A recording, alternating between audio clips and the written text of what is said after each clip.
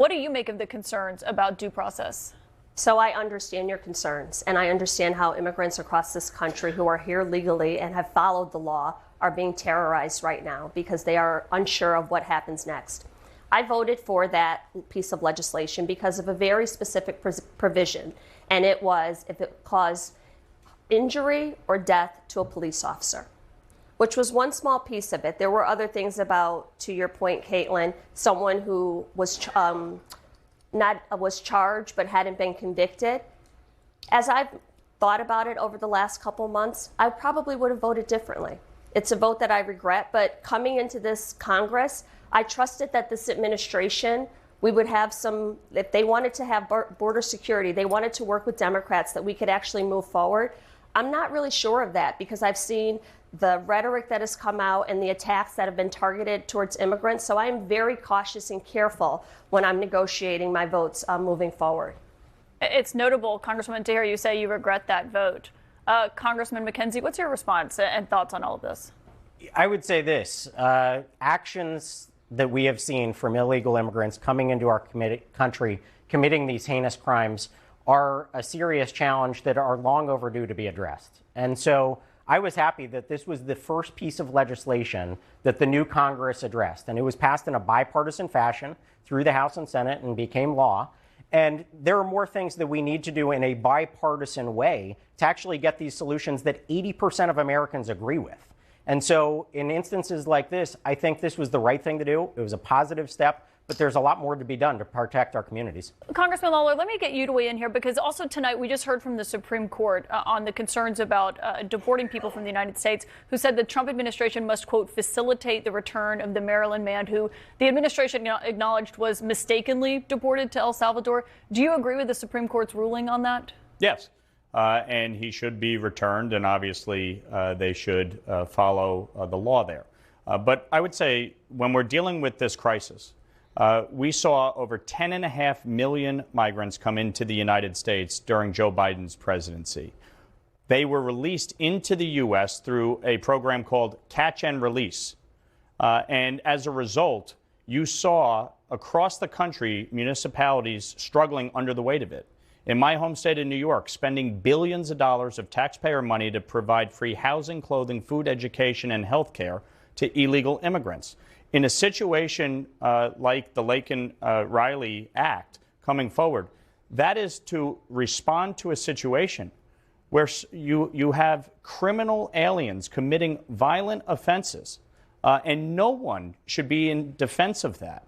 The fact is, since President Trump came into office, border crossings are down from 189,000 in the month of February 2024 to just over 8,000 in the month of February 2025. That is a significant decline because people understand if they cross the border illegally, they're not going to be detained and released. They're going to be detained and deported. And that is a significant difference. That is why we've seen the decline in the number of border crossings. But if somebody commits a violent offense in this country, if they commit a crime, they should be deported, period.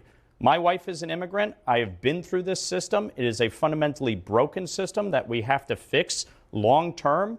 But if we can't agree that criminal aliens do not belong in this country, we have a problem. So I have to weigh in.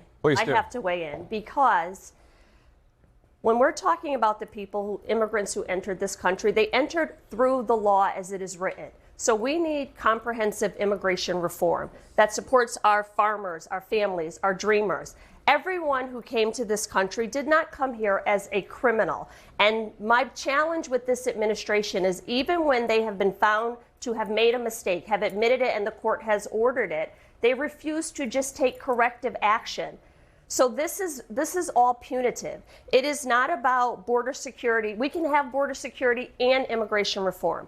Democrats want border security as well. The two can go together where we fix our broken immigration system. We had a bill, a bipartisan bill to start to work on immigration that Trump said do not bring to the floor. Do not vote on this bill. So I question if there's a level of seriousness to even working on this problem, but we have to address and support farmers, families, dreamers, and people who have committed crimes and don't belong here, you're absolutely right, should be deported. But that's not what we're talking about. Respectfully, 10.5 million people crossed into this country illegally. The Biden administration created a program called Catch and Release, reinstated the Obama-era program, releasing people into the country, saying everybody is claiming asylum and parole. The reality is, when asylum cases are heard, 70% of them are rejected because they're not valid. And this never should have happened. And you talk about Democrats want to secure the border.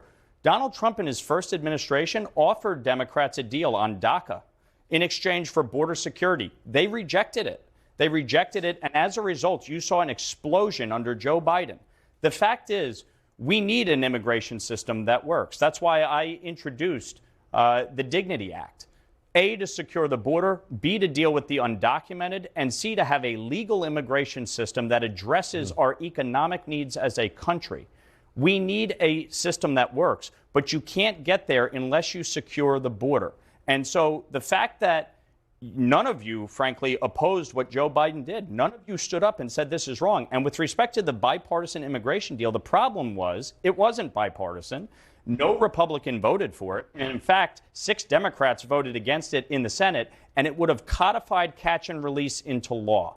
That is the fundamental problem with that bill. It was not going to work. Because it was negotiated by a Republican. Did anybody vote for it? Obviously, Senator Langford was one of the lead negotiators. But he did not vote for it.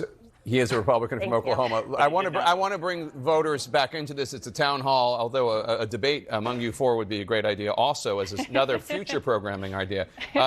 Congressman Lawler, you can stay standing. The question is for you. I want to bring in Robert O'Connell, who is from Yorktown Heights, New York. He's an emergency medicine pharmacist who recently moved to your district. He's a Democrat, and he has a question